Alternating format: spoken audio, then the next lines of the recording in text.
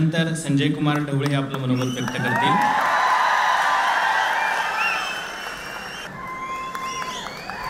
Good evening. नमस्कार मित्रांनो.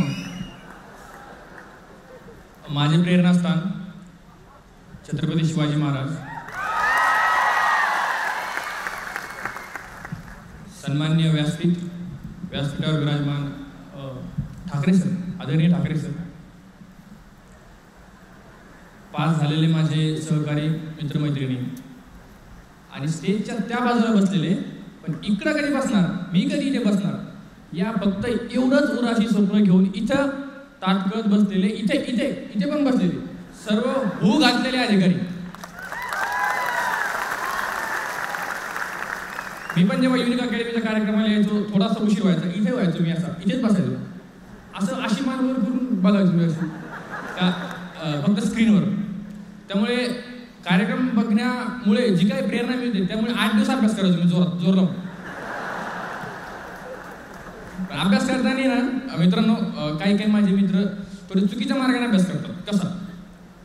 कुठलंही पुस्तक घेतात मार्केटमध्ये, ज्याचं वरचं पान चांगलं आहे असं घ्यायचं, बघायचं, मध्ये बोट घालतात, उघडतात, जिथून उघडला तिथून वाचायला चालू. असे प्रकार करू नका. म्हणजे मार्गदर्शन फार महत्त्वाचं आहे. माझा थोडक्यात मी इथपर्यंत स्पर्धा परीक्षांचा प्रवास कसा झाला माझा ते सांगतो. मी पण असाच अमरावतीला DED करत होतो. तिथे संत ज्ञानेश्वर भवन आहे, तिथे असे 2 हॉल होते. ॲक्च्युली मी तिथे एक फिल्म इंडस्ट्रीतलं कोणी ते येणार होतं आणि त्याला बघायसाठी तिथे गेलो होतो. 2 हॉल होते. एक मोठा हॉल होता, तो हॉलचा खर्च भरलेला होता. मग चुकून मी त्या हॉलमध्ये गेलो आणि विचारलं काय रे ते. तो म्हणजे कुणीतरी सचिव येणार आहे. म्हटलं काय असते सचिव, जाऊ दे म्हटलं, आपल्याला काही कळत नाही. मग म्हटलं ते बॉलिवूडवाला कुठे येणार आहे. तो पलीकडच्या हॉलमध्ये छोटा होता, अर्धा तास भरला होता.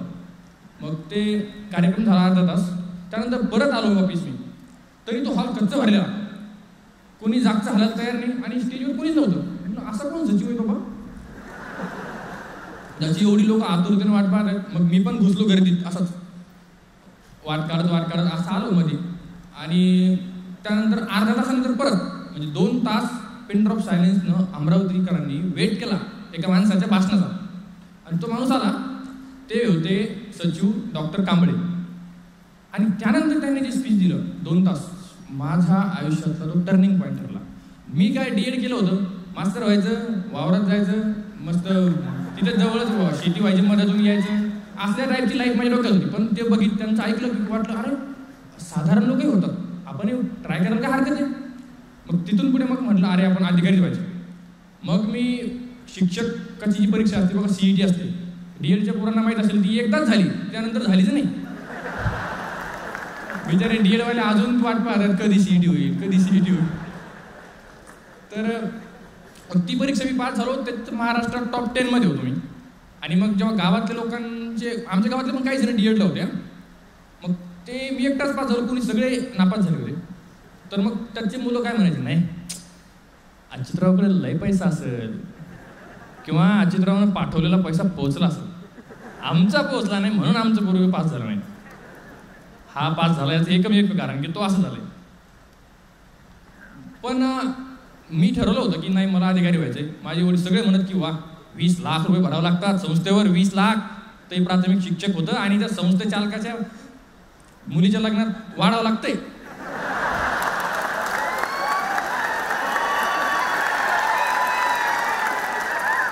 तुला लगा फुकटात भेटली, करून टाक. मला वाटलं, मग प्रेशर खूप होतं, मला काही कळत नव्हतं. मी गेलो, पण तिथे मला लोणारचा आहे, लोणार जो शारा गाव आहे तिथला आहे, तिच्या साईडलाच रिसोर्ट तालुका आहे, तिथे मला भेटलं जवळच, मार्क चांगले असल्यामुळे. पण मग तिथे तो शिक्षण खात्यातला कोणतरी अधिकारी होता, गट शिक्षण अधिकारी किंवा विस्तार अधिकारी, मला आठवत नाही. तो असा बसला होता, पाच थुकायचा. मग गेलो तंबाखू खाऊन, असं चोळत ये. मी गेलो, नवीन अपॉइंटमेंट आहे का? नवीन. काय नाव आहे तुझं? ढवळे का? ढवळे. म्हटलं सर माझं ढवळे आहे. इथे तर ढवळे लिहिले. म्हटलं सर ते मग कदाचित चूक झाली असेल. चूक? प्रशासनात कुठे चूक असते का? त्याने मला तिथून पाठवलं वाशिमला. वाशिमला जाय, त्या क्लर्कला म्हण की हे बरोबर करून ये, नंतर ये. म्हणलो यार हा पचापच थुकतोय तंबाखू छाप आणि याच्या अंडर काम करायचं आपण. हट म्हणलं मी नाही करत, मी घरी गेलो तसंच. म्हणलं भाऊ मी काही जॉईन करत नाही, काय नाही, चालू मी पुण्याला करतो अभ्यास, जसं होईल तसं होईल. मग आलो पुण्याला. ग्रॅज्युएशन माझं कम्प्लीटच नव्हतं तेव्हा PSI ची प्रिलिम पास झालो मी पहिल्यांदाच. इतकं भारी वाटलं होतं, तसं भारी मला आजही वाटत नाही.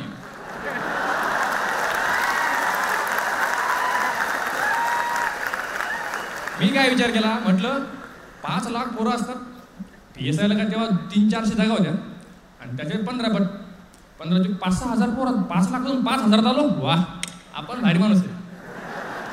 मग PSI ची मेन्स देता आली नाही कारण ग्रॅज्युएशन कम्प्लीट नव्हतं. त्यानंतर मग ग्रॅज्युएशन झालं. राज्यसेवेचा पहिला अटेम्प्ट जो मी 2012ला दिला. मित्र पहिल्या अटेम्प्टमध्येच प्रिलिम पास, पहिल्या अटेम्प्टला मेन्स पास. ठाकरे सर थोडी टीका करायची माझी इच्छा आहे, करू का? काय झालं होतं, कारण लाईफ बघा कशी टर्न होते.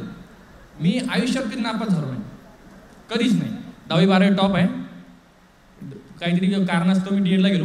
कारण काय, घरी शेती आहे. मग त्यांना घरच्यांना वाटते कुठं गावाबाहेर कोणा कंपनी नोकरी करून इंजिनियर होतो. मग मी इंजिनिअरिंग सोडून आलो DEDला.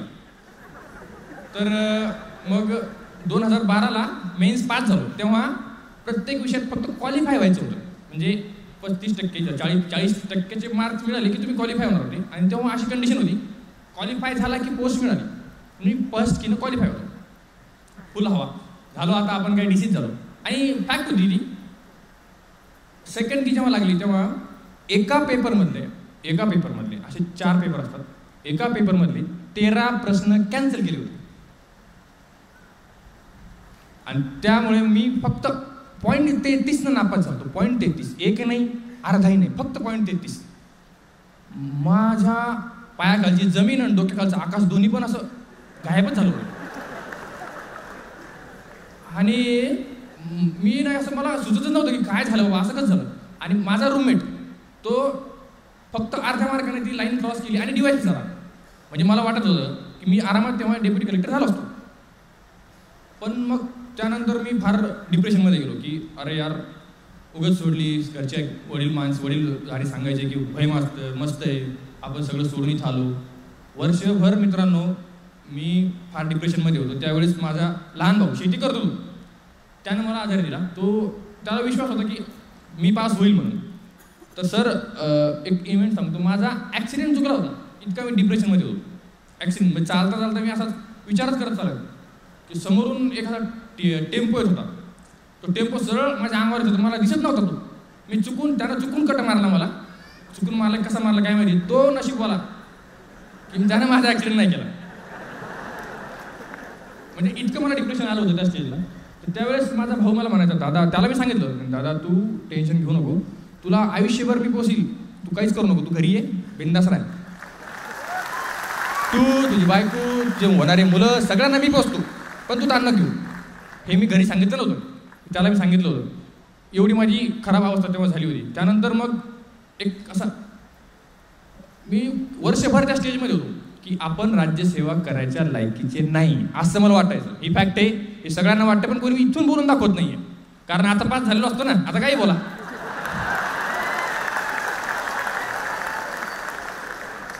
तर तिथे मित्रांनो, मग माझा मित्र जो डिवाइस झाला होता त्याने मला सांगितलं की तू विपश्यना कर, विपश्यनेला जा. मग मी विपश्यनेला गेलो. तो माझा परत टर्निंग पॉईंट ठरला. सक्सेस तिथून स्टार्ट झालं माझं. विपश्यना केली, 10-12 दिवस माइंड थोडं रिफ्रेश झाला. त्यानंतर मी TET दिली. DEDच्या पोरांना माहीत असेल फक्त ते TET काय प्रकार आहे. CET म्हणजे नोकरी देणारी परीक्षा आणि TET म्हणजे परीक्षेला बसायला लावणारी परीक्षा. म्हणजे मी एक स्टेज मागे गेलो आणि ती परीक्षा पास झालो, तेव्हा माझा कॉन्फिडन्स बिल्ड झाला की मैं भी कुछ हूँ. इतका माझा कॉन्फिडन्स लो झाला होता. त्यानंतर मी STIची एक्झाम दिली. त्याच्या आधी 1200 जागा होत्या, 1200. त्यामध्ये मी STI झालो नाही, पण पुढच्या वेळेस 82 जागामध्ये STI झालो होतो. त्यानंतर लगेच नेक्स्ट इयरला म्हणजे त्याच वेळेस नायब तहसीलदार म्हणून माझं सिलेक्शन झालं. 2014ची गोष्ट आहे. 13मध्ये STI झालो. तर जेव्हा नायब तहसीलदार झालो, मग घरी गेलो. मग गावातले बघा लोक कसे असतात. युनिक अकॅडमीचे फोटो वगैरे लगेच माझ्या आधीच पोहोचले होते ते पेपरला, जसे काल आले होते तसे. तर तो काय म्हणे, म्हणजे तो स्वतः म्हशी मागे जाणार आणि लेकरं शेळ्या मागे जाणार. तो मला म्हणतो, मास्तरच्या ऐवजी तलाठी झाला असता तर इतके दिवस प्रमोशन झालंच असतं नायब तहसीलदार. मला वाटलं अरे अरे खूपच लहानपण दिसतंय. मग मी ठरवलं की नाही, आपण काही जॉईन करायचं नाही आणि परत अभ्यास करायला. नायब तहसीलदार झालो होतो. घरच्यांची बिलकुल इच्छा नव्हती की असं काही करायची. मला प्रिलिम्स क्वालिफाय होतील असे मार्क्स नव्हते. 123 मार्क्स होते मला फक्त तेव्हा. परत मग MPSCची म्हणजे नाही का हिस्ट्री रिपीट्स, पण रिव्हर्सली MPSCची सेकंड की आली आणि सेकंड की माझे 10 मार्क्स वाढले आणि 10 मार्क्स वाढले आणि मी प्रिलिम पास झालो. आणि पास झालो तोपर्यंत मी अभ्यास नाही केला, कारण म्हटलं काय पास होणार नाही. पास झाल्यानंतर अभ्यास केला महाराष्ट्रात 6th आणि तहसीलदार मागच्या वर्षी. तहसीलदार झालो. त्यानंतर म्हटलं आता ओके. मग घरचे म्हणत की आता बस झाला भाऊ, मस्त क्लास 1 अधिकारी झाला, खुश.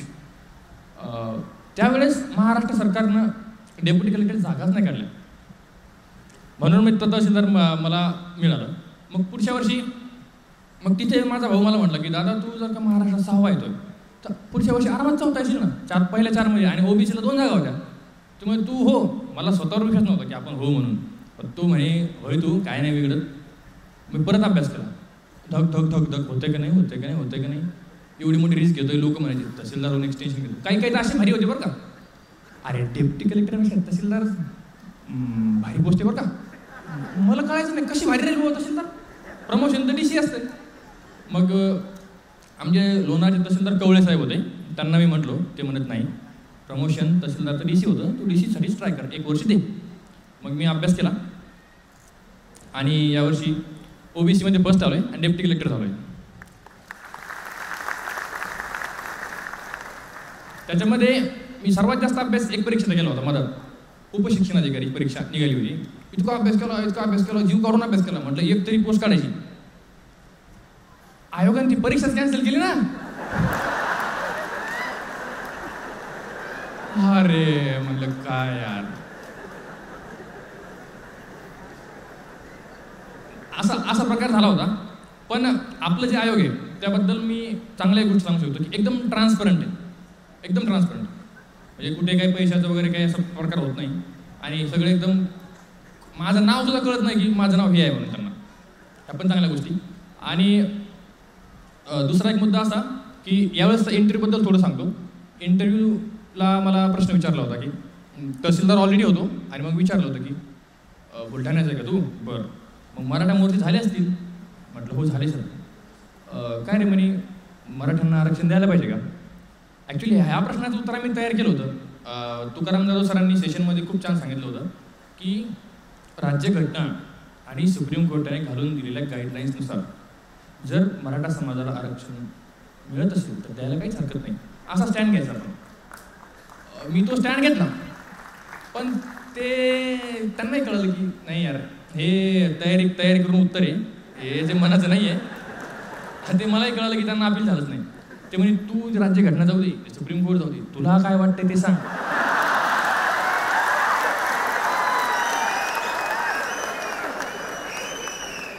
म्हटलं मॅडम मला पण तसं कसं मला एकच सांग, तसं नाही हो का नाही. मग मी विचार केला. मग त्या परत बोलत होत्या. मॅडम खूपच मला त्याने फार फाटलं होतं, कारण तहसीलदार होतो ना आधी मी. तर म्हणे तुला कळत नाही, साऊथ इंडियन होत्या, महाराष्ट्रातला माणूस आहे, महाराष्ट्रात फिरलाय, मराठ्यांचे हालपा आले, तुला वाटत नाही त्यांना आरक्षण द्यावं. मी थोडा इमोशनल झालो आणि म्हटलं हा मॅडम द्यायला पाहिजे. आता ते मी हो म्हटलो. पण मग ठीक आहे मग करे, मग आता कुठे द्यायचं. पहिलं आरक्षण 50% वरती गेलंय, मराठ्यांना कुठे द्यायचं, सुप्रीम कोर्टाची गाईडलाईन्स. बरं हां मग मी पेटात पडलो ना. मग म्हणे की मला सांग तुला आरक्षणाचा पुनर्विचार करायची एक समिती नेमली, तिचा अध्यक्ष तू आहे, सांग आरक्षण कोणाला कसं किती देशील. थोडा विचार केला. म्हटलं मॅडम सर जेवढं मागास समाज आहे आपला तो मी 100% पकडेल आणि डिव्हायडेड बाय 2 म्हणजे 50% सगळं बसेल. जेवढी लोकसंख्या आहे त्याचे निम्म आरक्षण प्रत्येक समाजाला मिळेल. त्यांना ह्या आन्सर इतकं अपील झालं की मला समजेना की त्यांना ते आन्सर अपील कसं झालं, मला कसं काय तिथं बोलता आलं.